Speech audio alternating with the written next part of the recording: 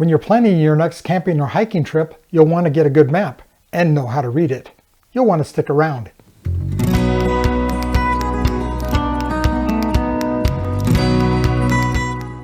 Welcome back to Outdoor Skills Made Easy. This summer we're thinking about a trip to Yellowstone. So we went out and got a great map. We're going to show you how to read it. Let's start with the legend. This is a great map that's made by National Geographic. It's waterproof and tear resistant, and it's great to put in your backpack or your canoe, whatever your mode of transportation is. Let's talk first of all about the legend and the scale. Notice here that we have different symbols for the highways, for hiking trails, hikes and bikes. Here's just a bike trail, motorized trails. All of these things will help us determine which trails to take. And then if you go down to the bottom part here, I want us to focus on the distance that we need to travel. So you can see that right here, an inch equals 2.0 miles and 1 centimeter equals 1.3 kilometers. That's going to be important as we look closer at our map and map out our trails that we're going to take. One of the things that's very important for us, because we're hiking, is the trail mileage markers. So you'll see these little markers, and in between it will tell us the distance on the trail between the markers. So we can plan how far we're going to go each day on each trail. So let's look at contour lines. We're going to start with a flat elevation here at Heart Lake, and you can see that the elevation is 74.55. And right next to Heart Lake, we've got a mountain with contours going up 100 feet per contour, and you can see that the peak here is 79.26. So if we decide that we're going to scale that mountain, we know that we're going to hike 470 feet high in elevation from the base. So from Heart Lake, let's follow the Trail Creek Trail over here by Overlook Mountain. And you can see how each of these contour lines are very close together. And knowing that between each of the lines is 100 feet elevation, we know that this is extremely steep on this side. Over here, it's more of a gradual slope until you get to this point, and then we're going to be climbing pretty steeply until we get to the peak.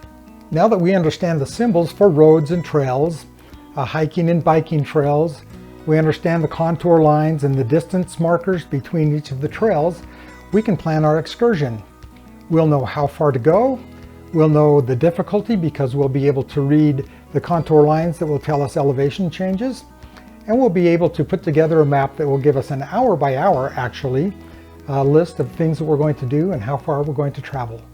One of my favorite Yellowstone trips is starting at Lewis Lake in my canoe, coming across Lewis Lake, up the Lewis Channel, and then here you'll have to portage a little bit to get to Shoshone Lake. This map shows us the elevation of each of the lakes, and it also lets us know that boating is allowed, which means a motorized boat can get onto Lewis Lake. But over here on Shoshone, it's hand-propelled craft only. So on this trip, we've decided that we're going to start here at the highway, and we're going to follow the Lewis Channel Trail up along the river and end up at Shoshone Lake. So we can look at the trail marker here, and the next trail marker is here.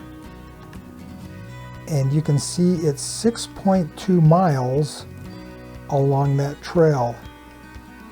And if you look at the contours, we have very little contour, very little rise in elevation.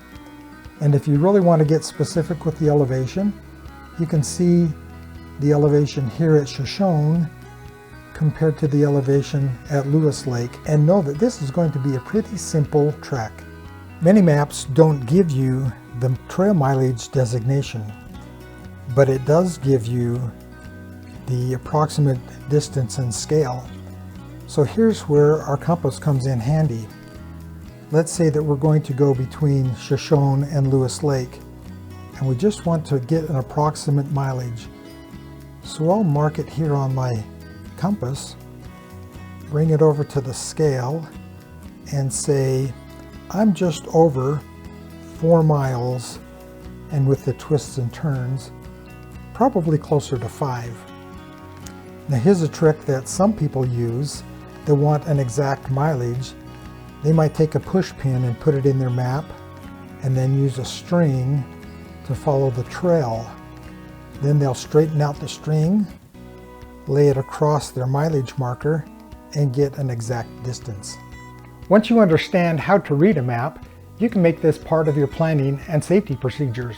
And remember, always leave an itinerary at home so that you can check in with someone every night and they'll know that you're safe and where you're proceeding the next day.